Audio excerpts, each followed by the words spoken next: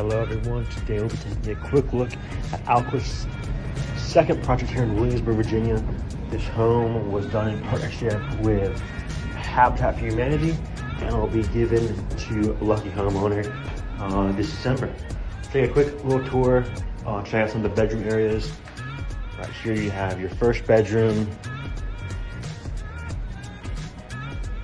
your secondary bedroom, as well as your first full bathroom. We head back down the corridor, you have your first master bedroom as well as your second bath.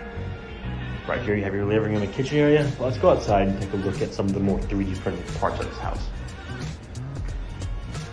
The first question we get is, how do you guys do windows? You know, that cavity in the middle. So what we do is we add a steel lintel, which is basically a steel beam, and that's added in the middle, and the printer runs directly over that section, allowing for a continuous print. Right here is an example of some of the layer lines. We have 160 layers in this house, all of which are 3/4 inch thick. We use a flap system to make sure these walls are nice and smooth.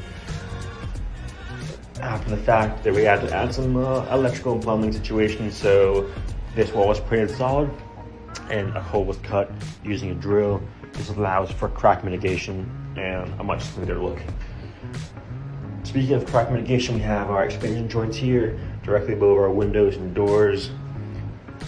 These are done after the fact as well, and are cut in with a circular saw to make sure the concrete has room to expand. So here we are. This is a 3-bedroom, 3.5 bath, around 1,400 square feet home, and yeah, length of drive. All this was 3D printed and done by Alquist 3D.